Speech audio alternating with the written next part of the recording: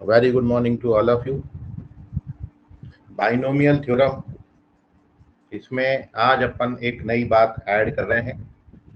Last class में अपन ने कुछ सम्स किए थे, कुछ क्वेश्चन किए थे, और क्वेश्चन का प्रैक्टिस आप लोग बराबर कर रहे होंगे, क्योंकि क्वेश्चन प्रैक्टिस का इम्पोर्टेंस आप लोग जानते हैं। कंसेप्ट वहीं से स्ट्रांग होते हैं। जितना प्रैक्टिस करोगे मैथ्स उतना अच्छा होगा। और ये संडे के टेस्ट में भी ये चैप्टर आ रहा है आपका, इसलिए भी आपको तैयार करना चाहिए।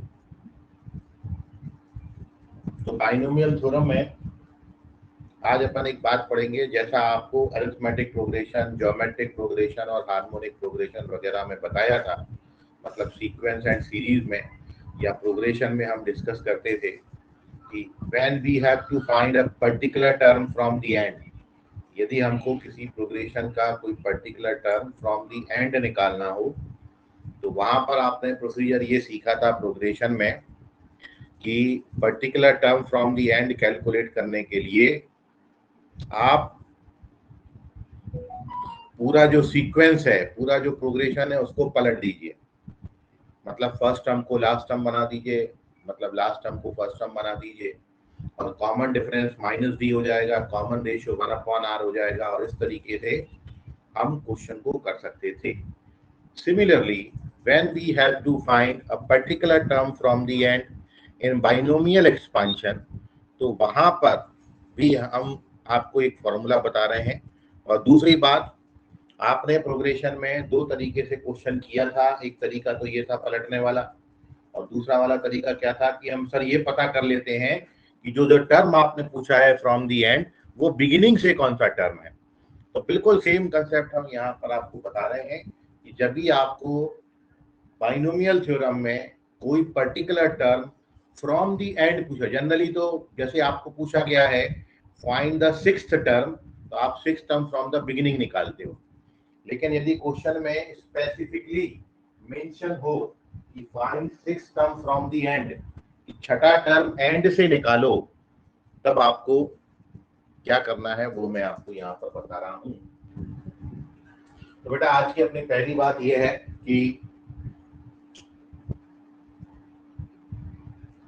ध्यान से फॉर्मूला को देख लेंगे। ये जो मैं आपको बता रहा हूँ कि if we have to find pth term from the end, इसको क्या पढ़ोगे आप, pth term from the end, E for end. तो इसके लिए फॉर्मूला होता है n minus p plus 2th term from the beginning. ये n minus p plus 2th term from the beginning हो जाएगा। सर n क्या है? तो बेटा हम ये एक्सपांशन में बात कर रहे हैं। एक्सपांशन है हमारा a प्लस बी पावर है।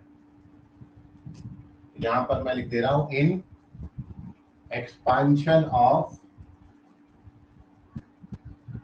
a plus B raise to the power n। तो आपको समझ में आया n क्या है? हाँ सर, अभी समझ में आया। तो आपको n बेटा एक्सपांशन से मिल जाएगा, और जो particular term from the and पूछा जाएगा वो क्वेश्चन में आपको दिया ही होगा। जैसे in we have to calculate eighth term from the end, तो p का वैल्यू 8 हो जाएगा। इंडेक्स क्वेश्चन में आपको दिया होगा, और इस तरीके से Manashree, very good morning Manashree. तो इस तरीके से अपन यहाँ पर कोई particular term from the and निकाल सकते हैं। तो ये फॉर्मूला आपको याद रखना है। फ्रॉम दी एंड कोई टर्म निकालने के लिए अपन उसको पहले बिगिनिंग में कन्वर्ट कर लेंगे। एक बार अपन को पता चल गया कि बेटा वो बिगिनिंग से कौन सा टर्म है, तो फिर अपन ये फॉर्मूला यूज करके, बिगिनिंग वाला तो अपन जानते ही, एक क्वेश्चन में आपको मैं इसका यूटिलाइजेशन बता देता हूँ। इतनी सी बात आपको याद रखनी है। इतनी सी बात पर यूटिलाइजेशन मैं एक क्वेश्चन में आपको बता रहा हूँ, ठीक है? ये काम का है बस आपका, इसको स्टार मार्क करने का है। अब क्वेश्चन लिख लेते हैं अपन इस पर। सर एक आध क्वेश्चन कराते हैं अपन इस पर। तो एक आध क्वेश्चन बेटा ऐसा है कि जैसे मैंने आपसे पूछा फाइंड, क्वेश्चन ये है find fifth term, find fifth term, ये टर्म लिखा हुआ है, find fifth term from the end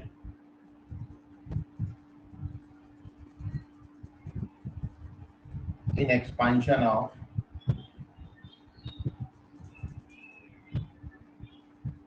in expansion of, ये है बेटा expansion x cube upon 2 minus 2 upon x cube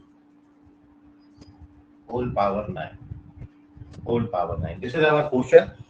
और अब आपसे क्वेश्चन में क्या पूछा है देख लो, आप लोग समझ सकते हो कि sir we have to find fifth term from the end in this expansion. तो अपना फॉर्मूला क्या है, सबसे पहले सर हम ये पता कर लेंगे कि जो fifth term from the and पूछा है वो बिगिनिंग से कौन सा टर्म है। तो सॉल्यूशन के लिए अपन क्या करेंगे, सबसे पहले कि टी एन कितना दिया बेटा, यहाँ पर we have to find fifth term from the end. तो fifth term from the end के लिए फॉर्मूला क्या हो जाएगा बेटा, टी एन कितना है यहाँ पर 9 माइनस 5 प्लस 2, इतना टर्म फ्रॉम द बिगिनिंग होगा। और बेटा इसकी वैल्यू जो आती है वो 6 टर्म आती है, 6 टर्म फ्रॉम द बिगिनिंग है। और 6 term from the beginning calculate करने के लिए अपन उसको r प्लस 1 के फॉर्मेट में लिखते हैं ना, टी आर प्लस 1 लिखते हैं, हाँ सर। और अब इसको कैलकुलेट कर लीजिए, तो टी, सो देयरफॉर फाइनली जो fifth term from the and था एक्चुअली वो sixth term from the beginning होगा, वो sixth term from the beginning होगा। और आप बिगिनिंग से सिक्स टर्म कैलकुलेट करेंगे तो क्या आएगा बेटा 9c5, क्योंकि r का वैल्यू 5 है। फर्स्ट टर्म पे पावर इन दोनों को सब्ट्रैक्ट करके लगाते हैं और सेकेंड टर्म विद साइन लिया जाता है, ये सफिक्स आएगा 5। ठीक है, तो इसको कैलकुलेट कर लीजिएगा बेटा। माइनस पे ऑड पावर लगाए, सबसे पहले साइन लिखा करो, माइनस पे ऑड पावर है, सबसे पहले साइन आएगी, नेगेटिव साइन आएगी। अब अपन वैल्यू कैलकुलेट कर रहे हैं बेटा, यहाँ पर 2 अपॉन एक्स क्यूब पे पावर 4 है और यहाँ पर उसके रेसिप्रोकल पे पावर 5 है। तो 4 पावर तो सीधे सीधे इससे कट जाएंगे, 4 पावर तो सीधे सीधे कट जाएंगे, एक पावर बचेगी और वो क्या बचेगी बेटा एक्स क्यूब अपॉन 2। अब अपन को चाहिए 9c5 का वैल्यू कितना होगा, तो ये आपको कैलकुलेट करना बताया बेटा। 9c5 कैसे कैलकुलेट होता है, 9 8 7 6 5 और नीचे 5 4 3 2 1। तो ये 5 कट गया, फिर 3 2 जा 6 कट गया, फिर 4 2 जा 8 कट गया, और ये कितना आ जाएगा 9 2 जा 18 into 7 126। So this gives you 126. 126. So 126 by x cube, थोड़ा सा और फर्दर सिंप्लीफाई कर दें, नहीं कैलकुलेशन मिस्टेक हुआ, टर्म्स उल्टे लिख दिए हैं। ये x क्यूब बाई 2 है यहाँ पर फर्स्ट टर्म, और second term 2 by x cube है। ठीक है, ये मिस्टेक हुआ था यहाँ पर, तो यहाँ पर बचेगा बेटा 2 by x cube. Okay, so final answer is minus का इसका डबल करोगे 252 divided by x cube. So this is our final answer, minus 252 upon x cube.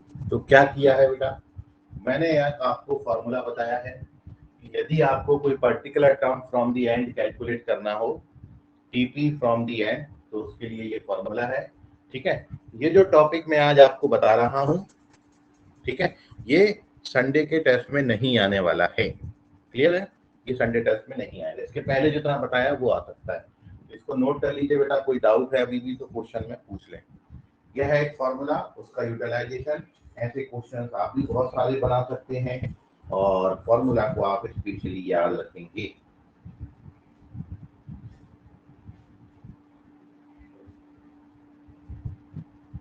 कोई भी डाउट है तो पूछें जल्दी से, मन में ना रखें। कैलकुलेशन रिलेटेड हो सकता है आपका डाउट, या कुछ कंसेप्चुअल डाउट हो सकता है। ठीक है, चलिए वेरी गुड, आप नहीं पूछ रहे हैं इसका मतलब समझ गया। चलते हैं अपन आगे। तो moving on to question number, sorry page number 2, page number 2 पर आ जाए। ठीक है, फॉर्मूला लर्न हो गया। बस आपको सर संडे टेस्ट का सिलेबस क्या है, कंप्लीट प्रोग्रेशन आएगा बेटा, कंप्लीट प्रोग्रेशन आएगा, एपीजीपी एचपी एजीपी और मिसलेनियस, और साथ में यहाँ पर कुछ क्वेश्चन बाइनोमियल के होंगे, तो वो भी बता देता हूँ। 20 क्वेश्चन प्रोग्रेशन से, 5 क्वेश्चन बाइनोमियल से आपको आएंगे। टोटल 25 क्वेश्चन का पेपर है।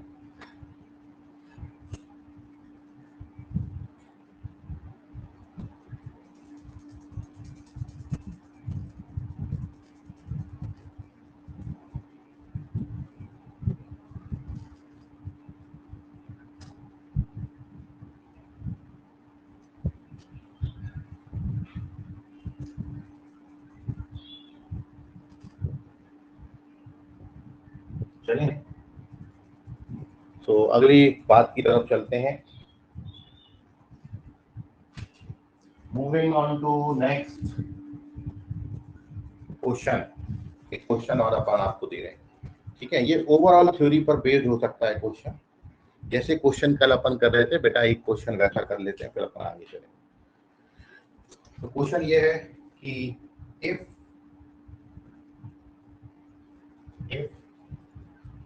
Fourth term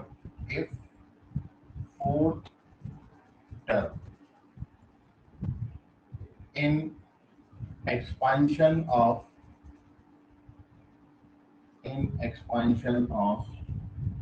px plus x power minus 1 whole power m is 2.5, then find the value of p and m. Then find values of p and m. p और m का value आपको find out करना है, ठीक है। इसका answer आ जाएगा, वो आंसर मेंशन कर देगा यहाँ पर। You have 5 minutes for this question and your time starts now. Question एक बार रीड कर देता हूँ। यदि इस एक्सपांशन में फोर्थ टर्म 2.5 है तो आपको p का और m का वैल्यू बताना है। You have to find the values of p and m if fourth term of this expansion is 2.5 and the expansion is px plus x power minus 1 whole power m.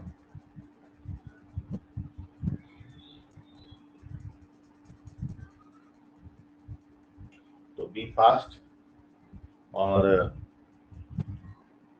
बीच बीच में ऐसा Thums up का sign इस पे बनाते जाएंगे ताकि मेरे को पता लगते रहे आप लोग क्लास में हैं, लेकिन क्योंकि कब क्लास से बाहर हो जाते पता ही नहीं चलता, तो इसलिए यस, वेरी गुड बेटा निशिका पाटिल।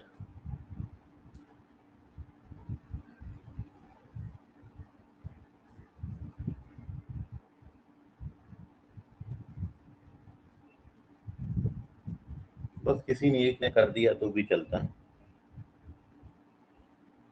आज अपन बहुत इंपॉर्टेंट बातें डिस्कस करेंगे। ये क्वेश्चन पहले आप सॉल्व करो, उसके बाद मैं एक बहुत इंपॉर्टेंट फॉर्मूला आपको बताने जा रहा हूं।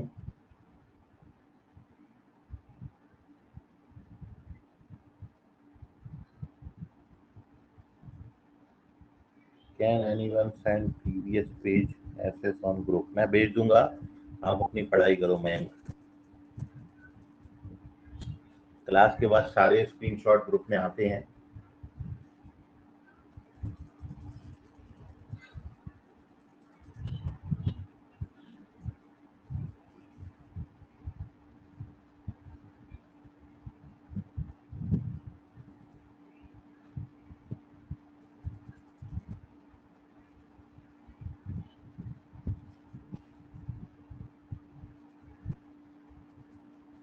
अच्छा, एक चीज और मैं बता दूं कि हर अल्टरनेट डेज पर मैं एक ये अपना जो एनसीईआरटी का आपका टेक्स्ट बुक है, एनसीईआरटी टेक्स्ट बुक का सॉल्यूशन करीबन 35 to 40 मिनट्स, ठीक है, ये आपका लाइवली मैं सॉल्व करता हूँ यूट्यूब पे हर अल्टरनेट। जैसे कल मैंने सॉल्व किया था, आज मैं 12th का करूँगा, फिर कल 11th का करूँगा, ठीक है। तो उसका लिंक मैं आपके ग्रुप में भेजते जाऊँगा।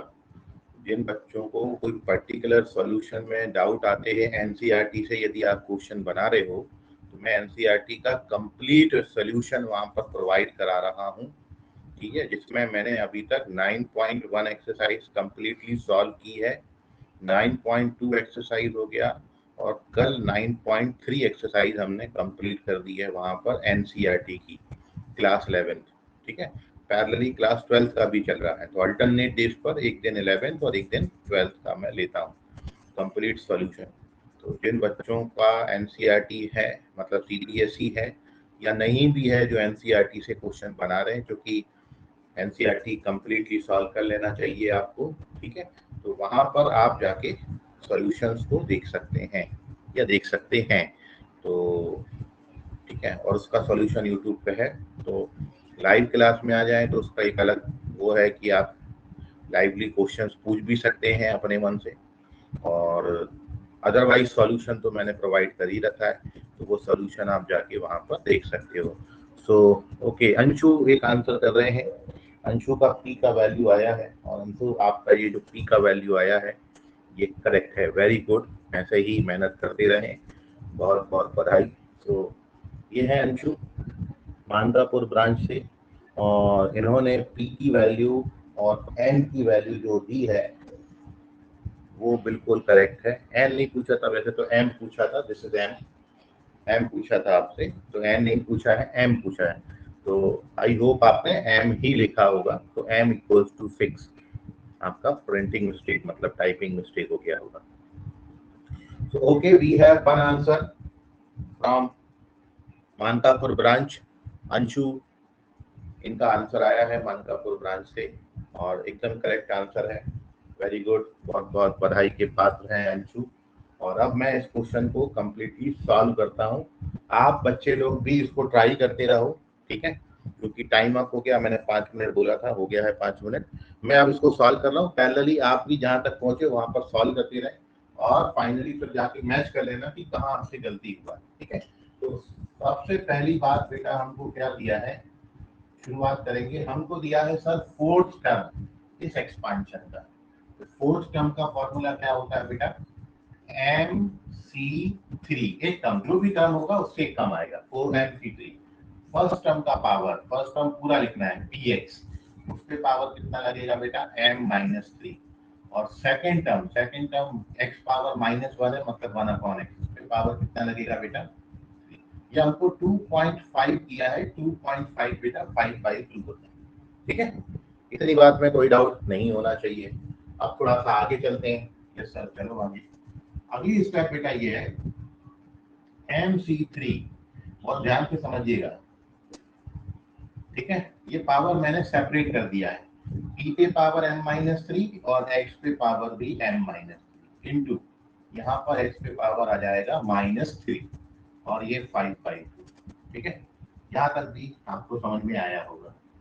MC3, p पे पावर m-3, x पे पावर बेस सेम है तो पावर ऐड हो जाएंगे, तो कितना बनेगा बेटा m-6। अगला step very important step, m-6 का वैल्यू 0 होगा, तो दिस गिव्स यू m का वैल्यू 6, और व्हेन वी पुट m का वैल्यू 6, देयरफॉर m की जगह पर 6 डाल दीजिए, तो 6c3, p का पावर 3, x का power 0 is equals to 5/2। We know that 6c3 का वैल्यू क्या होता है बेटा, 6c3 का वैल्यू 20 होता है, 20 into p power 3, 20 into p power 3 is equals to 5/2। So therefore p power 3 is equals to कितना आ जाएगा बेटा 40, 1/8 आता है, and this gives you p का value 1/2। So now from here we get p का value 1/2, and from this we get m का value 6, and we done our question। This is the solution of this question। ये आ गया solution इस question का। अब आप इसको नोट कर लीजिए, और कहीं आपकी तकलीफ हो तो आप बता दीजिए, कहीं नहीं समझा हो तो डिस्कस कर सकते हैं। Take the screenshot, and if you face any difficulty in this solution, जहाँ पर पकड़ने वाली बात है ना, बस वो पकड़ना ही आना चाहिए, और एक बार आपने सही जगह पर सॉल्यूशन पकड़ लिया तो फिर आपका सॉल्यूशन आने से कोई नहीं रोक सकता, ठीक है। कोई डाउट किसी बच्चे को? सर प्लीज एक्सप्लेन करो, क्या बोले बेटा। 63 का वैल्यू 20 बेटा, 63 का वैल्यू 20 होता है। 63 मैं इधर सॉल्व कर देता हूँ, ये जितने भी डाउट्स हैं 63 का वैल्यू कैसे कैलकुलेट करोगे, एक एक कम करके 3 बार लिखेंगे, 6 इंटू 5 इंटू 4 और नीचे 3 इंटू 2 इंटू 1, तो 3 2 जा 6 कैंसिल हो जाएगा एंड वी गेट 20। अभी समझ गया बेटा, किसने पूछा था? Yes sir. चलिए ठीक है, तो ये 63 का वैल्यू इस तरीके से 20 आता है। अच्छा, कई बच्चे बोल रहे हैं सर वो फिफ्थ स्टेप प्रिय प्रसाद नहीं, पलक पलक मन मोड़े बोल रहे हैं सर 1 2 3 4 5 फिफ्थ स्टेप कैसे आया?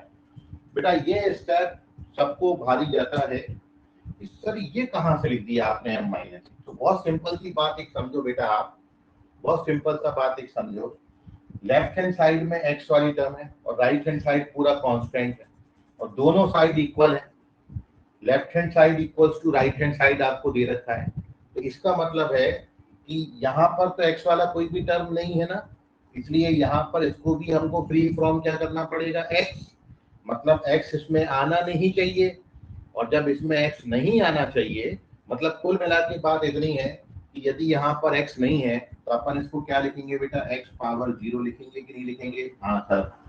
अब यदि आप देखो यहाँ पर x पे पावर कितना है m माइनस 6 और यहाँ पर x पे पावर कितना है 0, और दोनों कैसे हैं, बराबर, इसलिए m माइनस 6 कितना होना चाहिए, 0 होना चाहिए।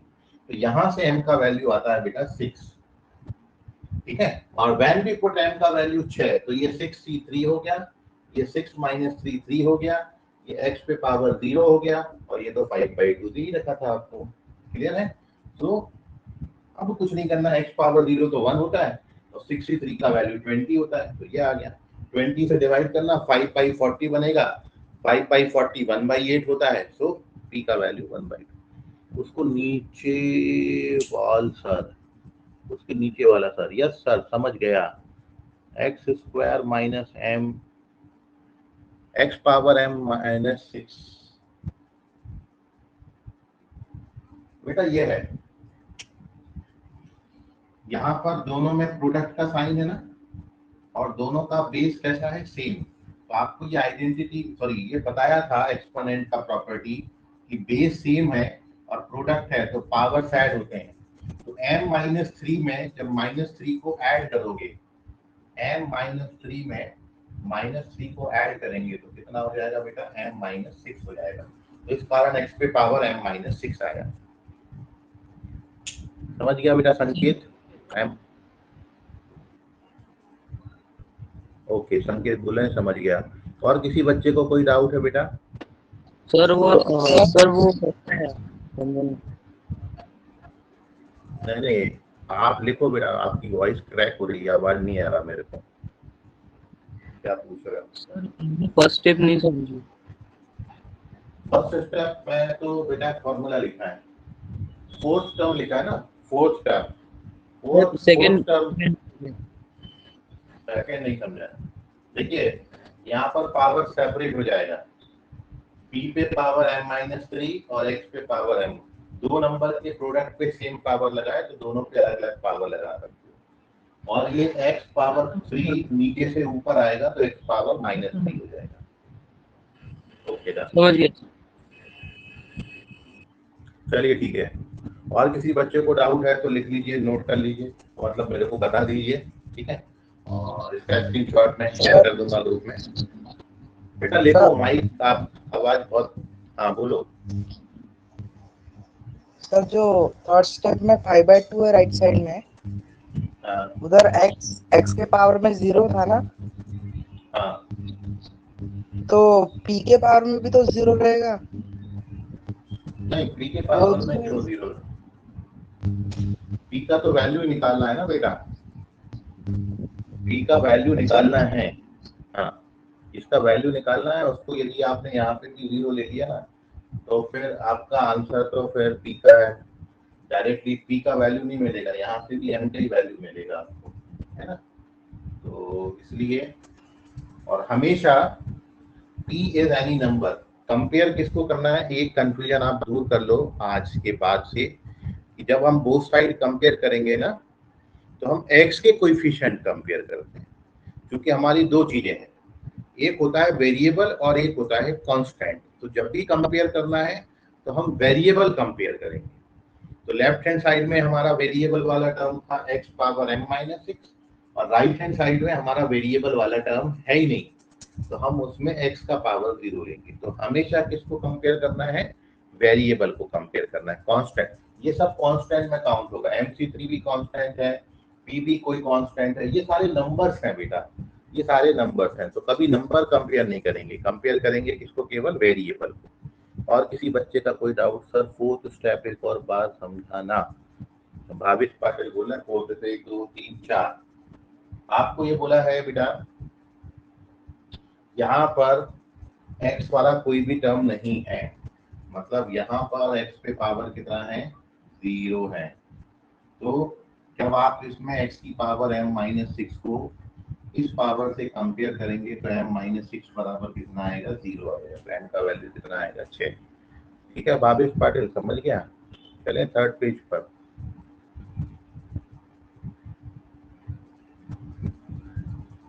चलिए भाविश बोल रहे हैं समझ गया। अब चलते हैं बेटा थर्ड पेज पर। जैसा मैंने आपको बोला, मैं बहुत इंपॉर्टेंट रिजल्ट आपको बता रहा हूँ बच्चों को, ठीक है? मैं ही पूरा एक्सप्लेन कर रहा हूँ, आप ध्यान से समझना। तो अपनी नजरें स्क्रीन पर रखें, यहाँ वहाँ ना जाने दें और मेरी बात को बहुत गौर से सुनें, बहुत ध्यान से सुनना है बेटा। मैं एक बहुत इम्पोर्टेंट रिजल्ट आपको बता रहा हूँ और ये इम्पोर्टेंट रिजल्ट आपको बहुत जगहों पर हेल्प करेगा, आगे बहुत जगहों पर ये बनता है। तो मैं पहले उसको बना देता हूँ, फिर उसका यूटिलाइजेशन एक क्वेश्चन में आपको बताता हूँ, ठीक है? सो बेटा नेक्स्ट थिंग हमारी ये है कि एक रिजल्ट है, एक फॉर्मूला है, इसको आप याद रखना। एंड फॉर्मूला है बेटा NCR अपॉन NCR माइनस 1, ठीक है? अब इसको जब अपन कैलकुलेट करने जाते हैं ना, तो कम से कम 8-10 लाइन लगता है। तो मैं आपकी वो 8-10 लाइन सेव कर रहा हूँ, डायरेक्ट याद करा रहा हूँ आपको एक रिजल्ट कि कभी भी ऐसे दो बाइनोमियल कोएफिशिएंट का रेशियो आएगा NCR अपॉन NCR माइनस 1, इन दोनों में कितने का डिफरेंस है? 1 का डिफरेंस होना चाहिए। तो इसके लिए डायरेक्ट वैल्यू है बेटा n minus r plus 1 upon, direct, इसको याद रखना, ये डायरेक्ट रिजल्ट है, बहुत जगहों पर बनता है ये और बहुत हेल्प करेगा। कभी भी दो बाइनोमियल कोएफिशिएंट का ऐसा रेशियो आ गया ना, तो हमेशा हम ये रिजल्ट यूज करेंगे। सर एक आध क्वेश्चन में इसको करके दिखाते हैं। जैसे कि मैं आपसे बोलूं कि बेटा what is the value of tan C3 upon tan C2, इसका वैल्यू कितना है? तो अब आप इसे कंपेयर करो, n की जगह पर कितना है? 10 और r की जगह पर कितना है? 3, है ना? कंपेयर हो गया। तो n कितना है बेटा? 10 है और r कितना है बेटा? 3 है। n की जगह 10 और r की जगह पर आपको 3 डालना है। कितना आंसर आ गया? ये खत्म हो गया, ये इसकी आंसर है। अब यदि आप ये याद नहीं करते हो डायरेक्ट, ठीक है, ये तो मैंने डायरेक्ट बता दिया फॉर्मूला से, यदि आप ये याद नहीं करोगे तो फिर आपको कैसा करना पड़ेगा? इनकी वैल्यू डालना पड़ेगी। कैसे कैलकुलेट करोगे आप tan C3 upon tan C2 को? तो tan C3 का वैल्यू कितना होता है बेटा? वो, या फिर मैं ऐसा कर लेता हूँ, अलग अलग कैलकुलेट करता हूँ। पहले आपको tan C3 बताता हूँ। तो tan C3 कैसे बताया आपको? tan 98 अपॉन 321, ठीक है? अब इसको कैलकुलेट करेंगे तो 3 4 जा 2, सॉरी 3 3 जा और 2 4 जा, ठीक है? तो कितना आता है बेटा? 120, पहले भी निकाला हुआ है। और tan C2 का वैल्यू कितना आता है? 10 into 9/2 into 1, तो कितना आता है बेटा? 45, है ना? तो इन दोनों का वैल्यू कैलकुलेट करेंगे पहले, फिर यहाँ डालेंगे। तो 120 अपॉन 45, अब 5 से कैंसिल करेंगे, फिर 3 से कैंसिल होगा, तब जाके आंसर कितना आएगा? 8/3 आता है। इससे भी 8/3 है, लेकिन इसमें कैलकुलेशन थोड़ी सी ज्यादा करनी पड़ेगी। और कहीं ये नंबर बहुत ज्यादा बड़े आ गए, जैसे मैं आपको 20C7 दे दूं, 20C7 अपॉन 20C6, तो फिर कैलकुलेशन और भी ज्यादा करनी पड़ेगी आपको इसमें। लेकिन इसमें एक ही लाइन में आंसर आएगा हमेशा, इसमें एक ही लाइन में आंसर आएगा। तो मैं आपको ये सजेस्ट करूंगा कि बेटा इतना करने के बजाय हम, जैसे हमको क्वेश्चन दे दिया, जैसे मैं बोल रहा था अभी कि मेरे को दे दिया कि सर 20C7/20C6 कैलकुलेट करो। तो अब आप क्या करते, ऐसे नहीं करना है क्योंकि बहुत लंबा जाएगा, आप करके देख लेना। तो मैं डायरेक्ट फॉर्मूला लगाऊंगा। क्या होता है फॉर्मूला? n - r + 1/r। मतलब इसको कैलकुलेट करोगे बेटा तो कितना आएगा? 14/7। अरे तो 2 आ गया।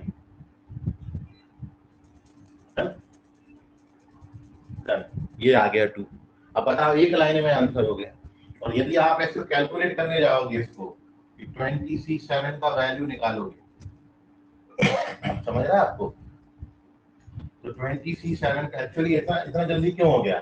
क्योंकि होता ये है कि 20C7 का वैल्यू होता है 7 बार एक एक कम करके लिखोगे।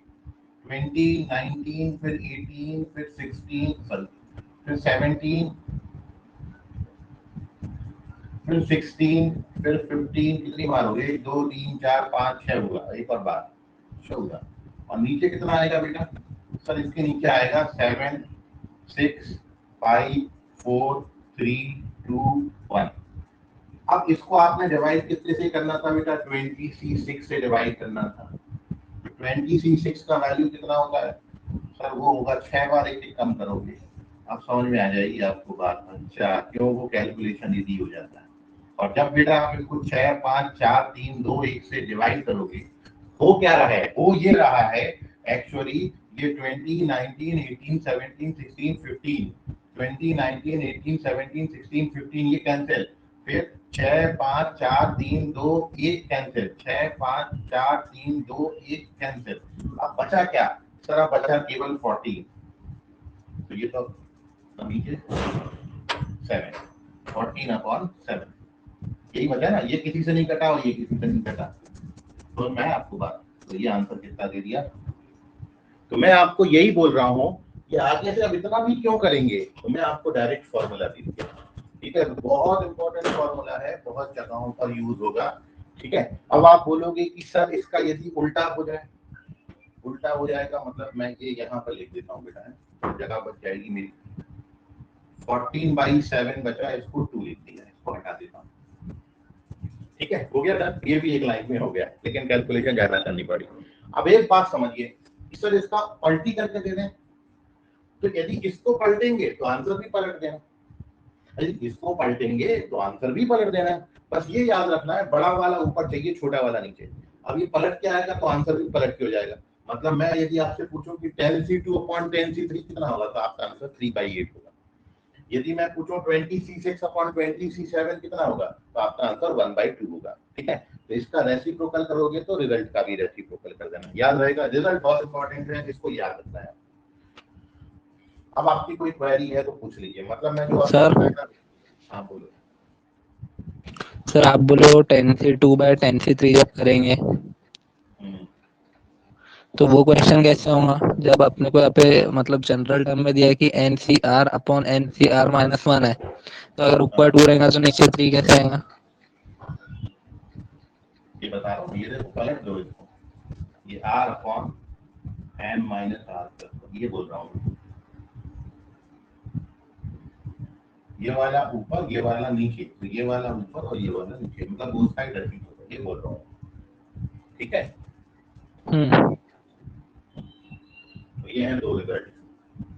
बेसिकली तो आपको यही लर्न करना है, बाकी तो दूसरा पलट के बता सकते हैं। लेकिन याद रखें, एप्लीकेबल कब है? कब है एप्लीकेबल?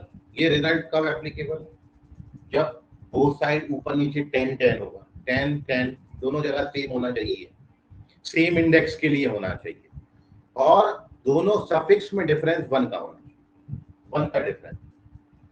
3 है तो 2 चाहिए, 6 है तो 5 चाहिए, 10 है तो 9 चाहिए, 100 है तो 99 चाहिए, 1 का डिफरेंस होगा। तो ये फॉर्मूला लगाना, हर जगह मत लगा देना फॉर्मूला। ठीक है, बहुत इंपॉर्टेंट फॉर्मूला, नोट कर लीजिए। कोई डाउट अभी भी है मन में तो पूछिए। अगर डिफरेंस 2 का रहा तो क्या करेंगे? क्या बोले? डिफरेंस अगर 2 का रहा तो क्या करना है? डिफरेंस 2 का रहे, 3 का रहे, 4 का रहे, तो फिर आपको फॉर्मूला लगा के करना है। तब आपको फॉर्मूला लगा के करना है। कौन सा फॉर्मूला? जो अपना ये 10C3 का कैलकुलेट करने का फॉर्मूला होता है वो लगाना है। ठीक है, फिर अपन नॉर्मल मेथड से जाएंगे, ये वाली मेथड से जाएंगे। यदि मान लो यहाँ पर 5 दिया होता तो फिर अपन नॉर्मल मेथड से यूज कर लेते। ठीक है, इसके लिए डायरेक्ट फॉर्मूला है। चले, और कोई डाउट किसी बच्चे को? चले, तो मैं अब इसका यूटिलाइजेशन एक और रिजल्ट में बता रहा हूँ। ये तो एक बहुत छोटा सा रिजल्ट है, याद रखना है आपको। ठीक है, बहुत जगह फॉर्मूला कॉपी में ये जो बॉक्स में बना दिया ना, स्टार मार्क लगा दिया, टिक मार्क लगा दिया, ये हाईलाइटेड जितने भी फॉर्मूले हैं वो सब फॉर्मूला कॉपी में आपको लिखना चाहिए। चलते हैं बना आगे। Sir 1 minute.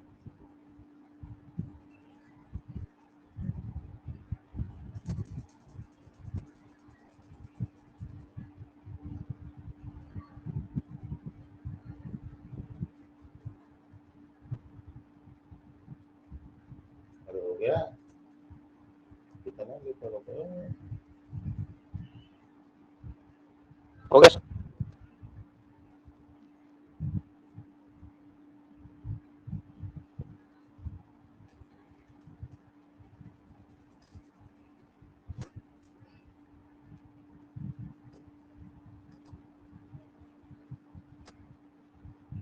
अब देखो, इससे अपन एक बहुत अच्छे रिजल्ट पे पहुंच सकते हैं।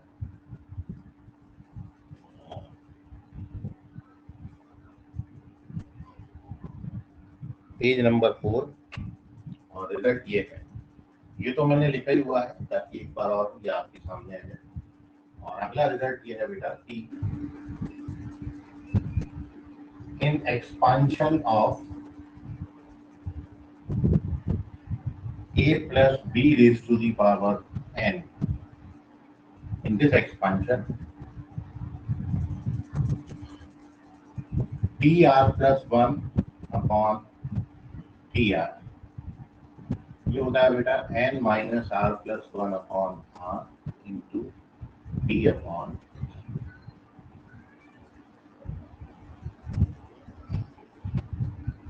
ये। मतलब किसी एक्सपांशन में दो कॉन्जिक्यूटिव टर्म्स का रेशियो निकाला है। दो कॉन्जिक्यूटिव टर्म्स का जो रेशियो है उसके लिए डायरेक्ट फॉर्मूला है n minus are plus 1 upon r और इंटू डी बाई। और अब ये रिजल्ट के बाद ये बहुत इजीली वेरीफाई हो जाता है, क्योंकि जब आप इस रिजल्ट को वेरीफाई करने जाओगे, वेरिफिकेशन में क्या करेंगे बेटा, हम लेफ्ट हैंड साइड ले लेंगे। लेफ्ट हैंड साइड क्या है सर? लेफ्ट हैंड साइड है T R plus 1 upon T R. R plus 1 term का फॉर्मूला बेटा आप जानते हो क्या होता है? N C R, first term पे पावर n माइनस आर और सेकंड टर्म पे पावर r। और यहाँ पर बेटा क्या होता है? N C are minus 1, first term पे power n minus are plus 1 और सेकंड टर्म पे पावर r माइनस 1। ठीक है, अब आपको ये बताया हुआ है पहले कि n C r upon n C are minus 1, मतलब इतने की वैल्यू तो अपन ने ऊपर निकाली हुई है। कितनी है? n minus are plus 1 upon r. अब यहाँ पर ए और बी की पावर एडजस्ट करना है। ठीक है, अब यहाँ पे बेटा b पावर r है और यहाँ पे b पे पावर एक कम है। जैसे मान लो यहाँ पे b पावर 20 है और यहाँ b पावर 19 है, तो ऊपर एक b ज्यादा है तो ऊपर एक b बचेगा और नीचे एक a ज्यादा है, इससे एक a नीचे ज्यादा है तो नीचे एक a बच जाए। मतलब जब आप दोनों पावर को एडजस्ट करोगे तो डायरेक्ट b बाई a आ जाएगा। ठीक है, कैसे एडजस्ट किया है? आप ओवरऑल पावर देखो, b पे ओवरऑल पावर ऊपर r है और नीचे r माइनस 1 है। ऊपर ज्यादा है, कितनी ज्यादा है? एक ज्यादा है, तो सब पावर कट जाएंगी, केवल क्या बचेगा? ऊपर एक पावर बचेगा। तो ऐसे ही यहाँ पर एक ही पावर कंपेयर करोगे, इस पे n माइनस आर है और इस पे n माइनस आर प्लस 1 है, मतलब ऊपर से एक ज्यादा पावर नीचे है, नीचे एक ही बचेगा, बाकी सारी पावर एक दूसरे को काट देंगी। तो जब आप इन पावर को सिंप्लीफाई करोगे तो ये p बाई ए आ जाता है। तो इस तरीके से ये रिजल्ट हमारा वेरीफाई हो जाता है। ठीक है, tr प्लस 1 अपॉन tr। तो ये दूसरा रिजल्ट है, बहुत इंपॉर्टेंट, इसको देख लीजिए। कोई डाउट है इसमें तो पूछिएगा। इस तरीके से आप इसको वेरीफाई कर सकते हैं।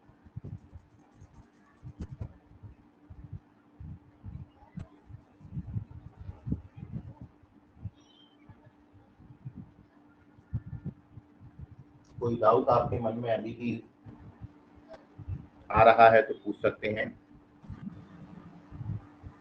सर बोलिए सर। सर वेरिफिकेशन रिपीट करिए प्लीज। देखिए, हमने लेफ्ट हैंड साइड लिया है इसका, ये लेफ्ट हैंड साइड है। आप ये जानते हैं कि तो जनरल टर्म का फॉर्मूला है r प्लस 1 टर्म, और r प्लस 1 टर्म का फॉर्मूला क्या होता है, NCR, फर्स्ट टर्म का पावर n माइनस r और सेकंड टर्म पे पावर r। ये अपना जनरल टर्म का फॉर्मूला है। अब हम ये वाला टर्म लिख रहे हैं, तो आपने ये लिखा है कि जो भी टर्म आप कैलकुलेट करते हो सफिक्स एक कम आता है। तो TRS टर्म क्या होगा, मतलब केवल कुछ नहीं किया है, यहाँ पर r की जगह पर कितना लिखा है, r माइनस 1। तो हर जगह पर पूरे रिजल्ट में r की जगह r माइनस 1 लिख दो हर जगह। यहाँ भी r की जगह r माइनस 1 हो गया, यहाँ भी r की जगह r माइनस 1 हो गया, यहाँ भी r की जगह r माइनस। अब जितने पे ये सर्कल लगा हुआ है इसकी वैल्यू ऊपर लिखी हुई है n माइनस r प्लस, वो हमने यूज कर लिया। और अब आप इनकी पावर्स को कैलकुलेट करें तो ऊपर a पे पावर कितना लिखा हुआ है बेटा, ऊपर है a पे पावर n माइनस r और नीचे a पे पावर कितना है, n माइनस r प्लस 1। मतलब ऊपर वाली पावर से एक ज्यादा है यहाँ पे। तो इतनी पावर तो एक दूसरे को काट देंगे तो क्या बचेगा, यहाँ पर 1/a बचेगा, तो ये आ गया a। और ऐसे b वाले जो पावर है, ऊपर b पे पावर r है और नीचे b पे पावर r माइनस 1, एक कम है। तो अब ये बेटा r पावर तो r पावर से कट जाएंगे, b पावर माइनस 1 बचेगा, वो ऊपर जाके b हो जाएगा। समझ गया अभी? Yes sir. अरे चलिए ठीक है। Okay, so now we done our 4th page.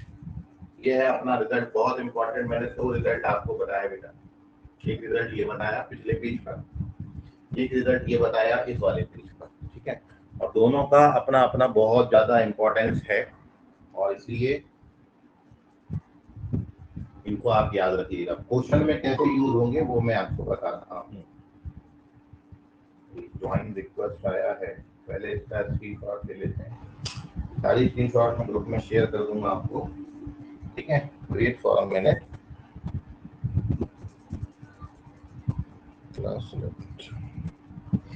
चलिए, तो चलो मितवा इन ऊंची नीची राह। इसको रब कर देता हूँ, है ना। पेज नंबर 5 पर आते हैं।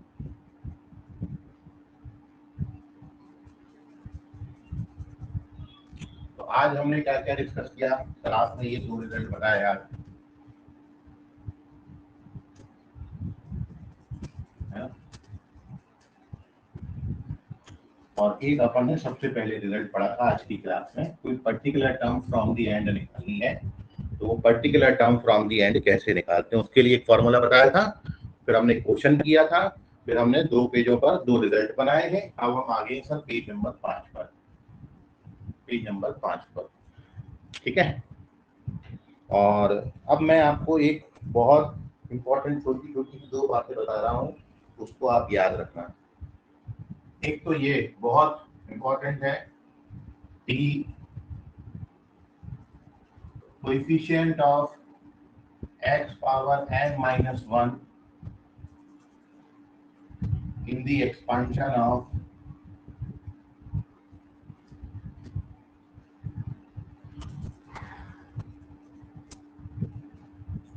x minus 1, x minus 2 up to x minus n is minus n into n plus 1 upon 2।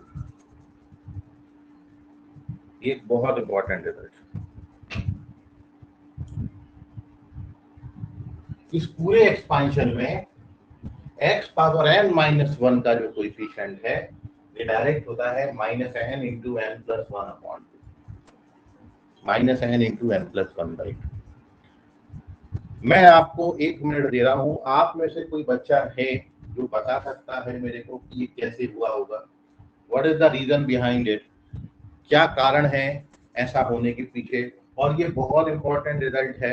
आप ये समझिए कि जो कंसेप्ट है ये जेई मेंस लेवल का है, डायरेक्ट इस पे क्वेश्चन जेई मेंस में आपसे पूछ सकते हैं। इसकी वैल्यू ये कैसे आई, ये माइनस एन एन प्लस 1/2 कैसे आया होगा। और मैं जब आपको इसको एक्सप्लेन करूंगा तो आप बोलोगे अरे ये तो नहीं पता क्या, इतनी बातें हो, मतलब बहुत ज्यादा वो वैसा रिजल्ट नहीं है, लेकिन थोड़ा सा समझने वाली बात बस।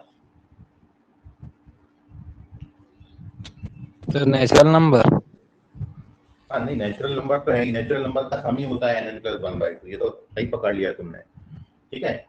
लेकिन x पावर n माइनस 1 क्यों लिखा है, x पावर n माइनस 1 क्यों लिखा है।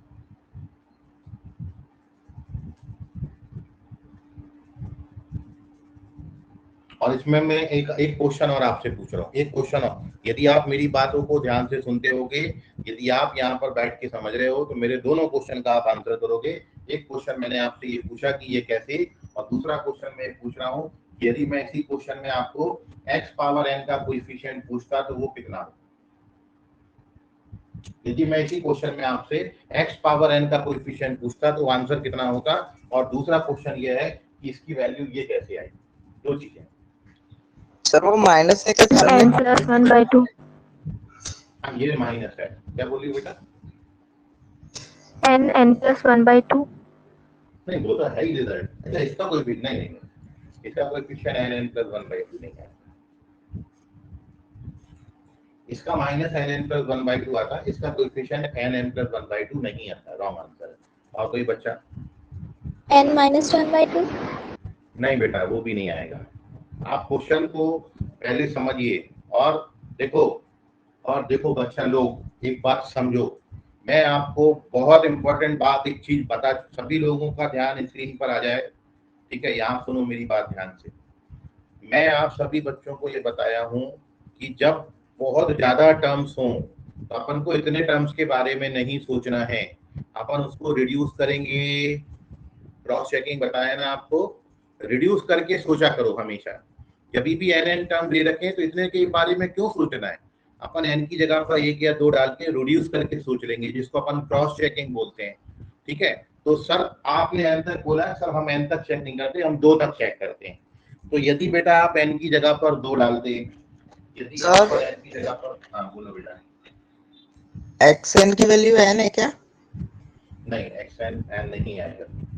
अब मेरी बात सुनो ध्यान से, अपन इसको क्या कर रहे हैं, रिड्यूस करके सोच रहे हैं, ठीक है। अब आपको सोचवाते हैं, रिड्यूस करके सोचो जरा, देखो यहाँ पर सोचेंगे। मैं यहाँ पर कितने तक पूछा है बेटा, n तक पूछा है, तो मैं n की जगह पर 2 ले लूं, मतलब केवल 2 टर्म्स का product, x minus 1 x minus 2। अब मैंने यदि n तक पूछा था तो कोएफिशिएंट n माइनस 1 का पूछा था, एक टर्म का पूछा था। तो यदि मैं n की जगह पर 2 लिख रहा हूं तो ये x पावर की तरह बन जाएगा 1। तो आप बताइए इसके एक्सपेंशन में x पावर 1 का कोएफिशिएंट कितना आएगा, बताओ जरा। x पावर 1 का कोएफिशिएंट कितना आएगा, कोएफिशिएंट ऑफ x पावर 1 कितना आएगा। 3 हमें लग रहा है, वेरी गुड। 3 आएगा कि -3 आएगा, -3 -3 आएगा ना। अभी आपको देखो क्लियर हो जाएगा, मैं आपको पूरा एक्सप्लेन करूंगा। तो यहाँ पर जब बेटा आप इसको ओपन करोगे तो कल क्या बनता है, सर जब इसको ओपन करेंगे तो ये ऐसा बनता है, और सर इसमें x पावर 1 का कोएफिशिएंट तो -3 आ गया। -3 एक्चुअली क्या है, -3 आया, और -3 एक्चुअली क्या है, -3 है पहले 2 नेचुरल नंबर का सम, है कि नहीं। ये 1 प्लस 2, मतलब एक्चुअली क्या -3 क्या है, -1 प्लस -2, यही है ना, -1 प्लस माइनस, यही है ना आंसर, यही है -2। अच्छा चलो थोड़ा सा और आगे बढ़ाते हैं। अब मैं 3 लेता हूँ, जब मैं 3 लूंगा तो मैं आपसे कोएफिशिएंट ऑफ क्या पूछूंगा, x स्क्वायर। तो x square, coefficient of x square in, अब ये क्या बनेगा बेटा, अब ये 3 का प्रोडक्ट बनेगा। अब इन तीनों का प्रोडक्ट कर सकते हो आप, ब्रैकेट ओपन कर सकते हो, हाँ सर वो हम कर लेंगे। तो जब आप इसको ओपन करोगे तो मैं ओपन करके बता देता हूँ कितना आता है। ये ओपन करोगे तो बेटा ये आएगा x³ - 6x² + 11x - 6। आप मल्टीप्लाई करके देख लेना, अब इसमें बताओ कि एक्स स्क्वायर का कोएफिशिएंट कितना है। सर इसमें एक्स स्क्वायर का कोएफिशिएंट तो आ रहा है -6, और -6 एक्चुअली क्या होता है, यही होता है ना -6। अरे हाँ, समझ में आ रही मेरी बात? कुछ मेरी बात आपको समझ में आ रही है आपको? अब यदि मैं आपसे कोएफिशिएंट ऑफ x पावर 3 पूछता है, किसमें? अब यहाँ 4 का प्रोडक्ट ले रहा हूँ, x - 1, x - 2, x - 3, x - 4। ठीक है, अब मैं इसका एक्सपैंड नहीं कर रहा, मैं डायरेक्ट बता रहा हूँ। तो x पावर 4 का कोएफिशिएंट कितना आना चाहिए बेटा?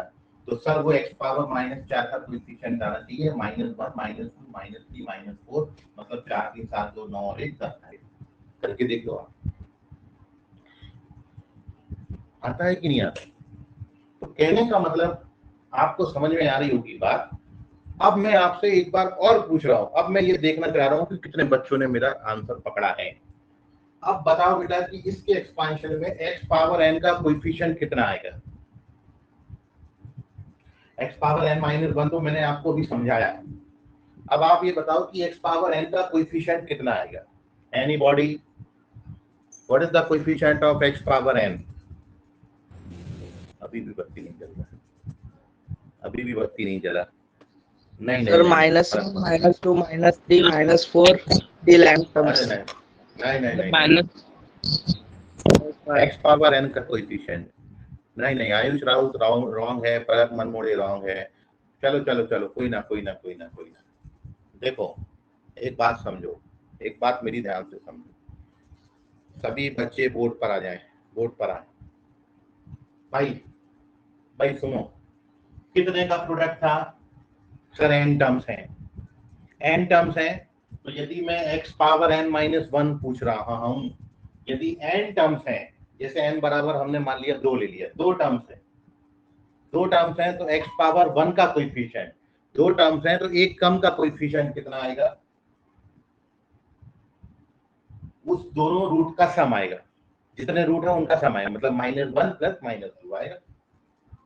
यदि 3 है तो x पावर 2 का कोएफिशिएंट कितना आएगा? -1 प्लस -2 प्लस -3। ठीक है, यदि 4 टर्म है तो x पावर 3 का कोएफिशिएंट कितना आएगा? 4 टर्म है तो x पावर 3 का कोएफिशिएंट कितना आएगा? -1 प्लस -2 प्लस -3 प्लस -4। क्लियर? मतलब मैं आपसे ये बोल रहा हूं कि यदि 10 टर्म है तो मैं आपको कोएफिशिएंट किसका पूछूंगा बेटा? x पावर 9 का पूछूंगा, यही पूछूंगा ना। यदि x - 1, x - 2, x - 3, x - 4, x - 5, ऐसे x - 10 तक कितने टर्म्स हैं? 10 टर्म है। x पावर 9 का कोएफिशिएंट यदि मैं आपसे पूछ लूं, एक टर्म का पूछूं, x पावर 9 का कोएफिशिएंट कितना होगा, तो आप क्या बोलोगे? Sir sum of first 10 natural number, sorry sum of first 10 natural number with minus sign. मतलब क्या? -1 plus -2 plus -3 plus -4 plus plus plus -10, यही होगा। ठीक है, सिमिलरली यदि n टर्म्स हैं तो x पावर n - 1 का, यदि n टर्म्स हैं तो x पावर n - 1 का कोएफिशिएंट क्या होगा?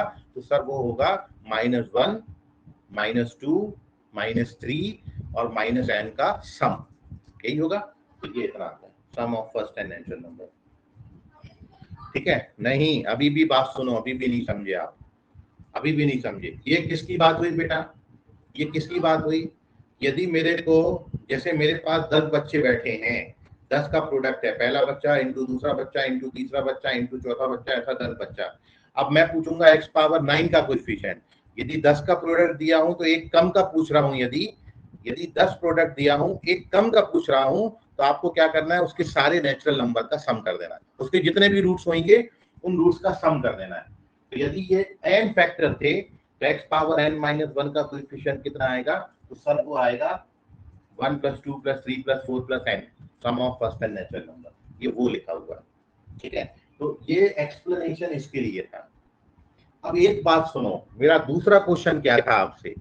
मेरा दूसरा क्वेश्चन ये था कि सर इसकी एक्सपेंशन में ये बताओ कि x पावर n का कोएफिशिएंट कितना आएगा, मतलब जितने टर्म्स हैं उसी का कोएफिशिएंट। जैसे 2 है तो x स्क्वायर का कोएफिशिएंट कितना आएगा? कितना है भैया x स्क्वायर का कोएफिशिएंट? x क्यूब का कोएफिशिएंट कितना आएगा? x पावर 4 का कोएफिशिएंट कितना आएगा? तो इसमें x पावर n का कोएफिशिएंट कितना आएगा? 1. अभी समझ में आया? ये पूछ रहा था जब से।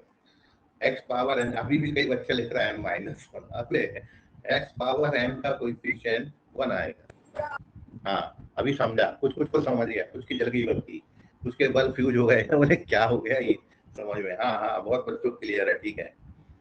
तो x पावर n का कोएफिशिएंट 1, ठीक है भाई, सिंपल है, सिंपल है। आप ये मेरे को बताओ, ये कितनी बार लिखा है सर? ये n टर्म्स लिखे हैं ना, तो जब मैं ये x को इस तरीके से मल्टीप्लाई करके n टाइम्स मल्टीप्लाई करूंगा तो x into x into x into x into x into x into x n times, तो x पावर n बनेगा। और x पावर n का कोएफिशिएंट कितना आएगा? 1। यही तो पूछा था, और क्या था भाई? जब सबका कोएफिशिएंट शुरू का 1 1 है तो मैं इसको 100 बार मल्टीप्लाई करूंगा और मैं आपसे पूछूं कि बेटा x पावर 100 का कोएफिशिएंट कितना आएगा, तो आप बोलोगे 1।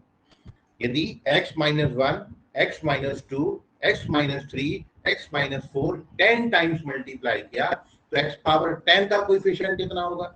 1 होगा। और x पावर 9 का कोएफिशिएंट कितना होगा? -1, -2, -3, -4, -10 का सम, ठीक है। तो दो चीजें इंपॉर्टेंटली याद रखनी है। एक तो जितने दिए हैं, मान लो n फैक्टर दिए हैं तो x पावर n का कोएफिशिएंट 1। यदि n फैक्टर दिए हैं तो x पावर n माइनस 1 का कोएफिशिएंट कितना आएगा? -1, -2, -3, -n, मतलब n इंटू n प्लस 1/। तो ये है रिजल्ट बेटा। मतलब मैंने आपसे ये पूछा था, एक्चुअली बात ये है, ये तो मैंने इसके बहुत पट मतलब 1 वैल्यू डाल के, 2 वैल्यू डाल के, 3 वैल्यू डाल के आपको एक्सप्लेन किया। एक्चुअली बात ये थी, एक्चुअल रिजल्ट ये था कि सिंपल सी बात ये थी कि जब बेटा आप ऐसे, और ये बहुत इंपॉर्टेंट रिजल्ट है, मैं आपको बता रहा हूँ, ठीक है, आपको भी बाद में रियलाइज होगा।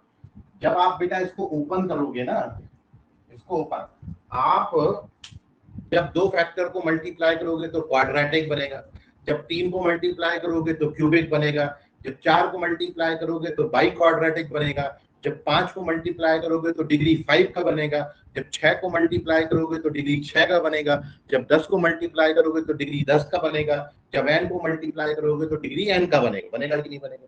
जब आप इन n को मल्टीप्लाई, ये n है ना, 1 2 3 4 5 6 7 8 9 10 n, कितने फैक्टर्स हैं? n। तो when we multiply this, कितना डिग्री का पॉलिनोमियल बनता है? ये बनेगा n डिग्री का। सबसे पहला टर्म x पावर n ही बनेगा, क्योंकि x x x x x x x x x n time multiply होगा तो x पावर n बनेगा। फिर अगला वाला टर्म उससे एक कम डिग्री का आता है, x पावर n माइनस 1। ऐसे ही तो लिखते हैं पॉलिनोमियल, पहले n डिग्री, फिर उससे एक कम, फिर उससे एक कम, फिर कम कम कम कम कम, कांस्टेंट है ना। तो अब अगला टर्म क्या आएगा बेटा? अगला टर्म आएगा x पावर n माइनस 1। उसका कोएफिशिएंट कितना होगा? उसका कोएफिशिएंट बेटा कितना होगा? ये किसका है? ये x पावर n माइनस 1। फिर अगला वाला जो आएगा उसमें x पावर n माइनस 2 बनेगा, और इस तरीके से ये पॉलिनोमियल बनता चला जाएगा, ठीक है। तो इसकी वैल्यू बेटा ये बनेगी, इसकी वैल्यू ये बनेगी। जब आप इसको खोलोगे ना, इसको जब आप खोलोगे तो इसका जो वैल्यू है वो इतने के बराबर आएगा। सबसे पहले n डिग्री का पॉलिनोमियल बनेगा, फिर n माइनस 1 बनेगा, फिर n माइनस 2, फिर n माइनस 3, फिर n माइनस 4, फिर कम होते होते होते होते लास्ट में क्या हो जाएगा? कांस्टेंट टर्म हो जाएगा। क्योंकि आप पॉलिनोमियल ऐसे ही लिखते थे जैसे क्वाड्रेटिक लिखते थे, ax square plus bx plus c। Cubic क्या लिखोगे? ax cube plus bx square plus cx plus d, है ना। बिल्कुल वैसे ही ये भी खोलोगे तो ऐसे बनेगा।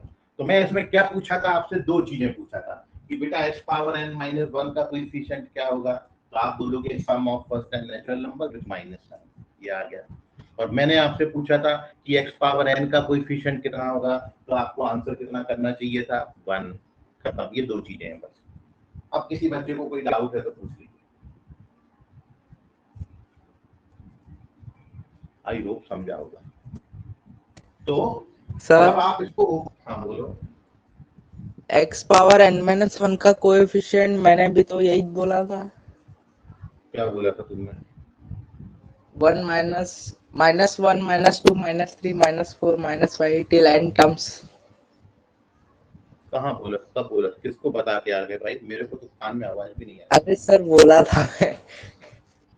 पता है तुम दूसरे को बता रहे हो, मेरे से एक्सपेक्ट कर रहे हो कि सर आपने सुन लिया होगा, या तो मन ही मन में बोल रहे हो। भाई मैं मन की बात नहीं सुन पाता, ठीक है? नहीं सर, पूरा मैंने सुन ले बोला तो था। नहीं, सबकी आवाज में सुनाई नहीं दिया होगा। हाँ ये हो सकता है, या फिर तुमने किसी और को बताया होगा पर्सनली। नहीं सर, आपको ही बताया था, माइक में ही बता। ओके ओके, किसी दूसरे के माइक में बता दिया होगा। चलिए खैर कोई ना, मेरे को आवाज नहीं आनी तो मैं हाँ ही बोलता था। मेरे को ऐसा कभी भी है नहीं कि आप आंसर बताओगे और मैं उसको जुटला दूं, अरे नहीं ये तो गलत है, बाद में फिर वही बोलता हूँ। ठीक है, तो शायद मेरे को सुनने में गलती हो गया होगा। खैर, तो अब बात समझ में आपको आई? हाँ, क्या बात समझ में आई कि यदि आप n टर्म्स का प्रोडक्ट करोगे बेटा, तो दो चीजें हमेशा याद रखो। यदि मैं 10 फैक्टर मल्टीप्लाई कर रहा हूँ, x minus 1, x minus 2, x minus 3, x minus 10, 10 को मल्टीप्लाई कर रहा हूँ तो x पावर 10 का कोएफिशिएंट कितना आएगा? 1। और x पावर 9 का कोएफिशिएंट कितना आएगा? तो पहले 10 नेचुरल नंबर का सम विथ माइनस साइन, मतलब minus of 1 plus 2 plus 3 plus plus plus plus 10। Clear? दो चीजें याद रखना है। 10 को x, यदि 10 फैक्टर्स मल्टीप्लाई कर रहे हैं तो सबसे ज्यादा डिग्री का टर्म कौन सा बनेगा? x पावर 10, उसका कोएफिशिएंट तो कितना आएगा? 1। और उससे एक कम डिग्री वाला x पावर 9 वाला पहले 10 नेचुरल नंबर का सम बनेगा, यदि कभी भी ऐसा आता है। क्लियर है? ठीक है, चले आगे। तो बहुत इंपॉर्टेंट रिजल्ट है, इसको याद रखिएगा। अब इसी के जैसा एक और रिजल्ट, बिल्कुल यही, दोनों सेम ही है। एक समझ, इसलिए हमने एक पे ज्यादा जोर लगाया क्योंकि दूसरा वाला तो बिल्कुल सेम रिजल्ट लिख रहा हूँ फिर से। अब मैं फिर से पूछ रहा हूँ the coefficient of x power n minus 1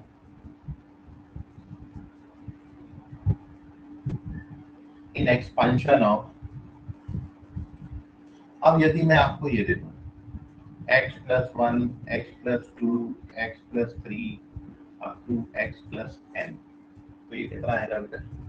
sir अब ये प्लस का आ जाएगा, n n प्लस 1। जब यहाँ पर -1 माइनस था, ये माइनस आया था। जब यहाँ पे रूट +1 +2 +3 है तो ये प्लस का आएगा। खत्म, दोनों बातें सेम ही है। ये माइनस के लिए लिखा है बेटा, ये प्लस के लिए लिखा हुआ है। ठीक है, तो आई होप समझ गया होगा।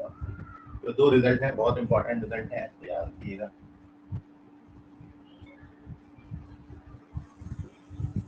ठीक है, अब एक आधी एग्जाम्पल मैं इसमें जैसे आपसे पूछ लेता हूँ कि क्वेश्चन ये बन गया इस पर कि इन एक्सपेंशन ऑफ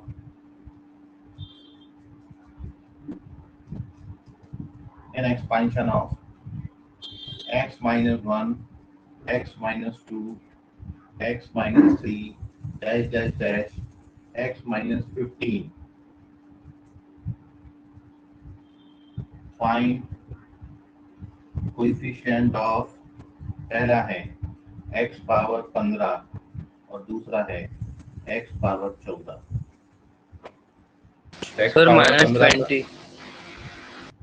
नहीं, x पावर 15 का कोएफिशिएंट कितना आएगा बेटा? वो तो 1 आएगा, है ना? और x पावर 14 का कोएफिशिएंट कितना आएगा बेटा? पहले 15 नेचुरल नंबर का सम, तो 15 × 16/2, तो 15 8 120 हो जाता है, 120 आएगा, -120। ठीक है, नाउ वी डन। ये मैं पूछ रहा था आपसे और ये मैंने बताया ऊपर। ठीक है, कितने फैक्टर है बेटा? 15 फैक्टर है। तो 15 यदि x पावर 15 ही पूछ लूंगा तो 1 लिखेंगे, और यदि x पावर 14 पूछूंगा एक कम, तो क्या बनेगा? पहले 15 नेचुरल नंबर का सम, मतलब यहाँ n की जगह 15 डालोगे तो 15 × 16/2 which is 15 × 8, और 15 × 8 is 120, minus of 120 is the correct answer of this question. So now take the screenshot. This is the complete explanation of these two results. अभी भी कोई अब आपके मन में डाउट है तो पूछ लीजिए, बहुत इंपॉर्टेंट रिजल्ट है बेटा। आप ये जो रिजल्ट है ना, इनको फॉर्मूला कॉपी में जरूर मेंशन करें।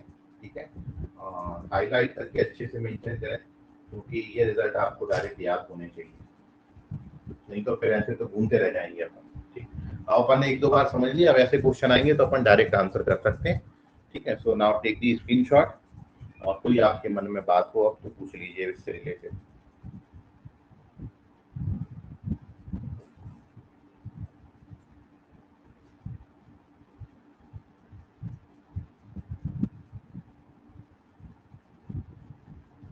चलिए, तो स्क्रीनशॉट ले लीजिए।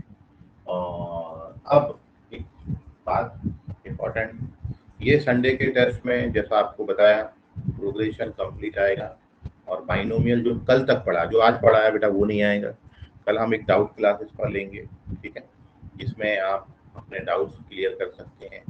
और आज मैं मानकापुर ब्रांच में हूँ, कॉपी आप लोग मेरे से चेक कराएं, ठीक है, और साथ में फॉर्मूला कॉपी भी चेक कराते रहें, क्योंकि कॉपी चेक कराते हो तो थोड़ा सा ये बना रहता है, कॉपी कंप्लीट होनी चाहिए आपकी। और मैं ये चाहता हूँ कि आपका काम जो है वो सिंसियर हो, क्योंकि सिंसियर यदि जिन बच्चों के काम रहे हैं उनको मैंने अच्छे कॉलेजेस में जाते हुए देखा है। तो मेरी एक्सपेक्टेशन यह रहती है आप सभी से कि आप अपना वर्क को प्रॉपर रखें, ठीक है, और कहीं ना कोई ऐसा आपके पास होना चाहिए जो आपका वर्क चेक करे और आपको उसके लिए बताए कि भाई कितना इम्पोर्टेंस है वर्क का।